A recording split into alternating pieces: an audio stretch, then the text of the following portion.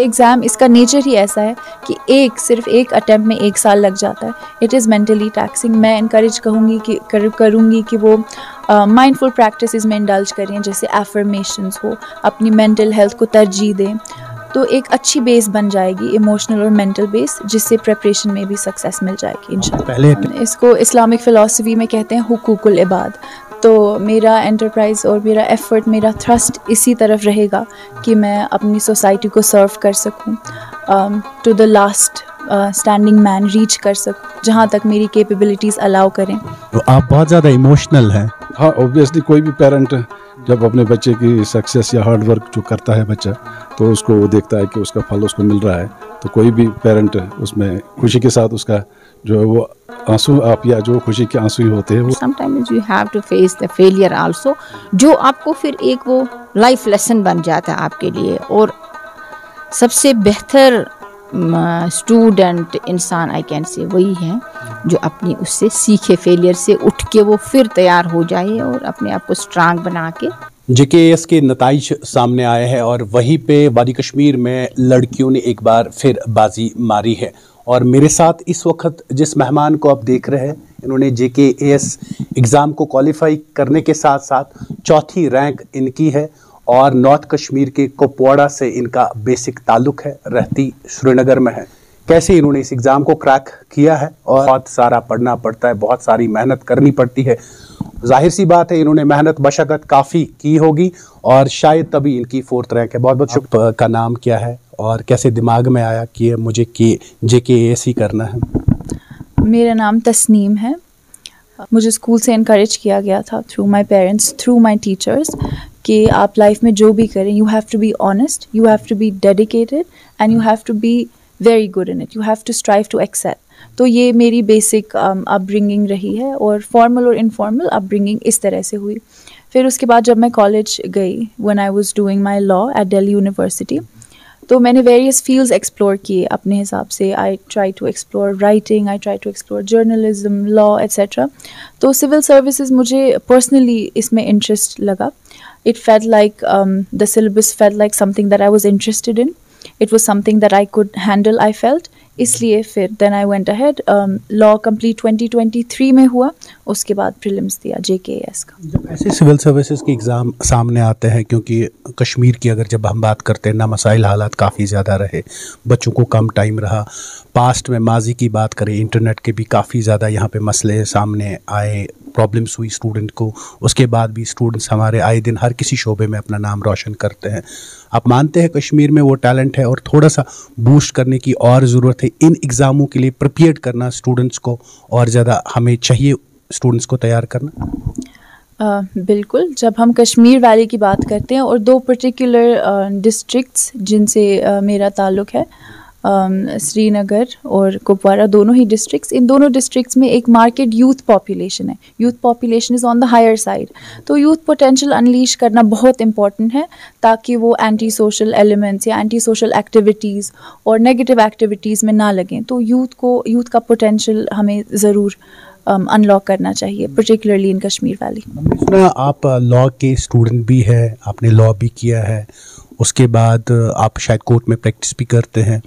कैसे टाइम मिलता था, कैसे आप टाइम निकालते थे? लोग कहते हैं इसके लिए काफ़ी मेहनत करनी पड़ती है, काफ़ी पढ़ना पड़ता है, तो आपके पास इतना टाइम मिलता था? तो क्या आपने टाइम को कैसे शेड्यूल किया था? देखिए, जब मैं लॉ कर रही थी तो लॉ के शुरुआत में मेरा एम्फेसिस था कि मैं करंट अफेयर्स से वाकिफ़ रहूं, जनरल नॉलेज मैंने अपनी शार्पन करने की कोशिश की, तो बेस बनाना शुरू कर लिया था। रही बात फुल फ्लेजेड प्रेपरेशन की, तो फाइनल ईयर में मैंने बिल्कुल डेडिकेटेड टाइम रखा प्रेपरेशन के लिए सिविल सर्विसेज की, और जैसे ही फाइनल ईयर कंप्लीट हुआ मैंने एग्ज़ाम दिया। तो फाइनल ईयर में टाइम टेबल बनाना, एक डिवीज़न ऑफ टाइम करना, उसने मुझे बहुत हेल्प किया। That's how I managed. और एक बेस नॉलेज, जैसे emphasis on general knowledge and current affairs, like I said, उसने बहुत मदद की, तो सफ़र आसान हुआ। जी, स्ट्राइक कब हुआ कि आप सिविल सर्विसेज का एग्ज़ाम इसके लिए प्रिपेयर खुद को करेंगे, ये आप क्रैक करेंगे? तो आपके दिमाग में ये स्ट्राइक कब हुआ और कब आपको लगा कि इस एग्ज़ाम को आप क्रैक कर सकते हैं? देखिए, ऐसा एक पर्टिकुलर यूरेका मोमेंट मैं नहीं कहूँगी जिसमें मुझे लगा कि नहीं यही करना चाहिए. It was a gradual process. जैसे मैंने कहा, लॉ के दौरान मैंने बहुत फील्ड्स एक्सप्लोर करने की कोशिश की. तो बहुत रिसर्च के बाद, सिलेबस को परखने के बाद फिर धीरे धीरे ग्रेजुअली लगा कि ये एक फील्ड है, एक नोबल फील्ड है जिसके लिए मुझे ज़रूर कोशिश करनी चाहिए. बहुत टाइम तक स्टूडेंटों को इसके लिए प्रिपरेशन करनी पड़ती है, 2 साल 3 साल लगते हैं. कुछ स्टूडेंट्स का हो जाता है, जो स्टूडेंट रह जाते हैं. कि कंसिस्टेंसी इज़ द की. वो अपने एंडेवर्स में लगे रहें, सक्सेस ज़रूर उनकी होगी. और ये एग्ज़ाम, इसका नेचर ही ऐसा है कि सिर्फ एक अटैम्प्ट में 1 साल लग जाता है. It is mentally taxing. मैं इनकरेज करूँगी कि वो माइंडफुल प्रैक्टिसेस में इंडल्ज करें, जैसे एफर्मेशंस हो, अपनी मेंटल हेल्थ को तरजीह दें. तो एक अच्छी बेस बन जाएगी, इमोशनल और मेंटल बेस, जिससे प्रिपरेशन में भी सक्सेस मिल जाएगी इंशाल्लाह. पहले अटेम्प्ट में किया जी. आपने कोचिंग इसके लिए पढ़ाई की? सेल्फ स्टडी प्राइमरीली रहा है. कोचिंग इंस्टीट्यूट्स का मटेरियल मैंने एक्सटेंसिवली रेफ़र किया है. यूट्यूब रिसोर्स को मैंने रेफ़र किया और गाइडेंस लिया सीनियर से. तो ये सबसे ज़्यादा मेहनत आपने खुद की, खुद पढ़ा है? देखिए, सेल्फ स्टडी का कोई सब्स्टिट्यूट है ही नहीं. तो आई वुड से self study has been very important. आगे गोल क्या है? अब आपके एग्ज़ाम भी क्वालिफाई हो गया, सब आए, मुबारकबादी भी हो गई, हमारी तरफ से भी आपको बहुत बहुत मुबारकबाद. तो सब लोग आए आपके पास.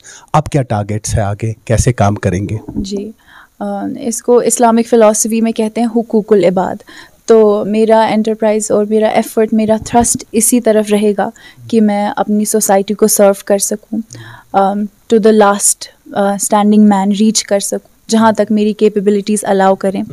ये मेरा एफ़र्ट रहेगा. रूट जहाँ से आपके है, कुपवाड़ा से, अगर कुपवाड़ा के इर्द गिर्द गाँव की बात करें, काफ़ी फॉर फ्लैंग है एरिया, ऊपर वाला साइड, काफ़ी काम करने की ज़रूरत है.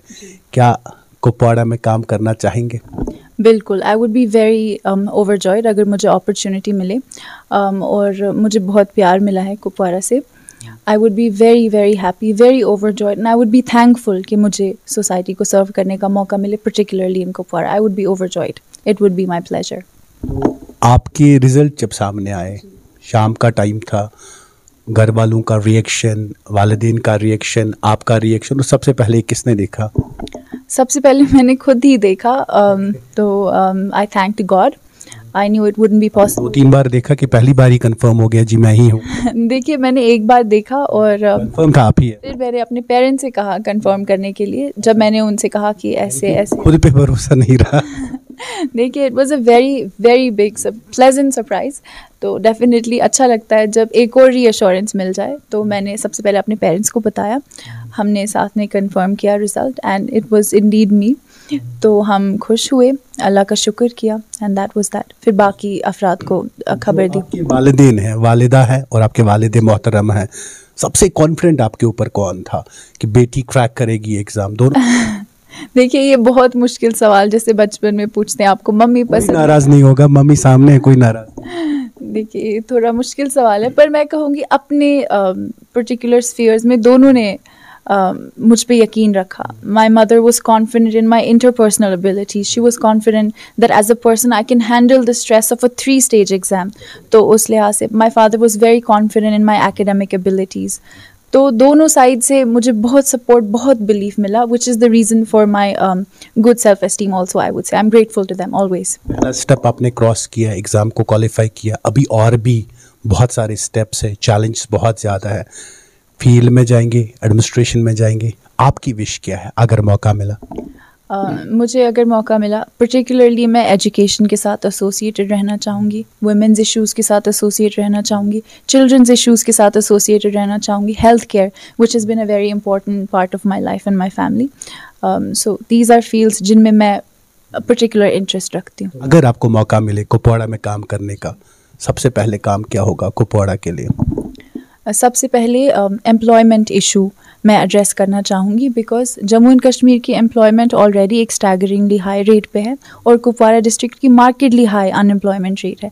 उस पर मैं डेफिनेटली काम करना चाहूँगी, चाहे वो सेल्फ हेल्प ग्रुप्स के थ्रू हो, MSME कॉटेज इंडस्ट्रीज़ को बढ़ावा देना, हायर एजुकेशन को बढ़ावा देना ताकि एम्प्लॉयबिलिटी एनहांस हो, और मिसमैच निकालना between education and industry skills that are required. इस पे मैं फोकस करना चाहूँगी, particularly pertaining to Kupwara district. बहुत शुक्रिया अर्ली टाइम से बात कर। बहुत शुक्रिया आपका। जब बच्चा कुछ करता है तो जाहिर सी बात है माँ बाप काफ़ी ज़्यादा खुश होता है, और अगर सबसे ज़्यादा कोई मेहनत करता है वो वालिदैन है। और वालिदैन का रोल कितना इम्पोर्टेंट रहता है बच्चे को बनाने में या बच्चे के ऊपर मेहनत करने में। मेरे इतनी मेहनत अपनी बेटी के ऊपर आपने की, राह, गाइडेंस, वो गाइड करना, वो सारी चीज़ें। शुक्र है ऊपर वाले का, तो जिसने ये मौका दिया। हम सब मिले हैं इस वक्त खुशी के मुकाम पे। तो बेटे का जो मैं क्रेडिट देना चाहूँगा, इनकी अपनी मेहनत का, इनकी अपनी सलाहियतों का और इनकी कंसिस्टेंसी। तो मैं कॉन्फिडेंट था, ये बचपन से ही एक ज़हीन बच्ची थी अल्हम्दुलिल्लाह, और जिस भी फील्ड में ये इसने हाथ डाला तो वहाँ पे इसको अप्रिसिएशन ही मिली। तो इनफैक्ट हमें कोई ऐसा इंटेंशन नहीं था कि कौन सी फील्ड चूज़ की करेगी या कहाँ जाएगी, तो we left it open because इसका डाइवर्स जो है इंटरेस्ट है। इसे मैं शॉर्ट में बता दूंगा कि जब ये 12th में थी तो इसने साइंस भी ले लिया, बायो साइंस, और एडिशनल मैथ भी लिया। तो एंड शी टॉप्ड बोथ।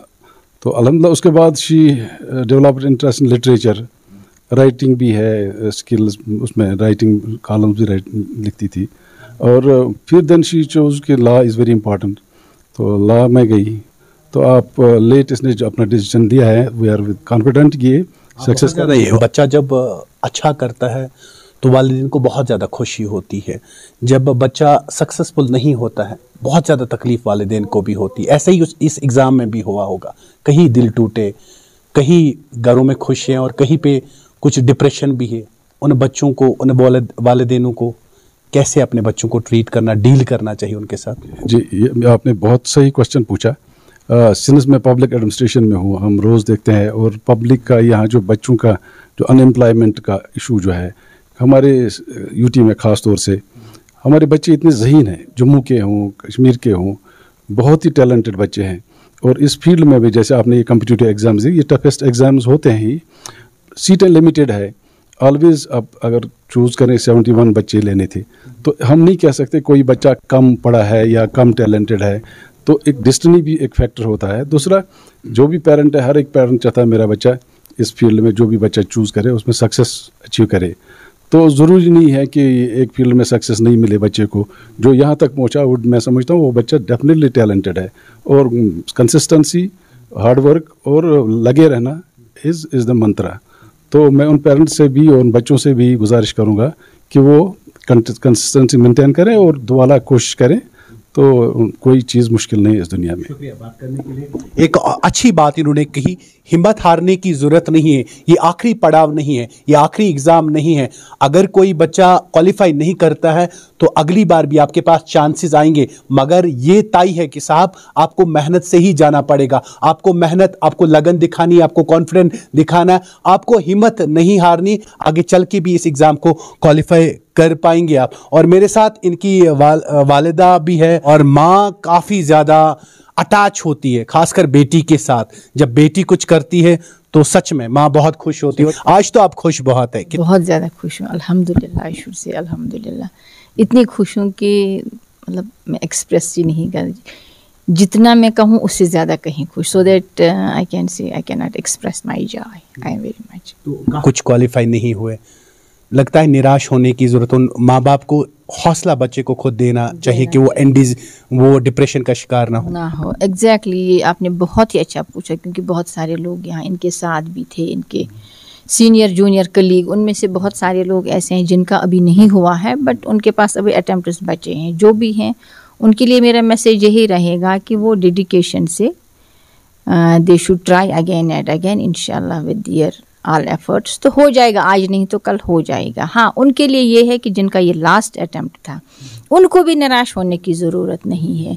उनके लिए ऊपर वाले ने कुछ उससे अच्छा रखा होगा, but they have to be very much strong emotionally, और उनको जो है मेहनत करनी ही करनी है, उसके बिना कुछ नहीं। इसमें एक मुझे शेर भी याद आता है, आई डोंट नो।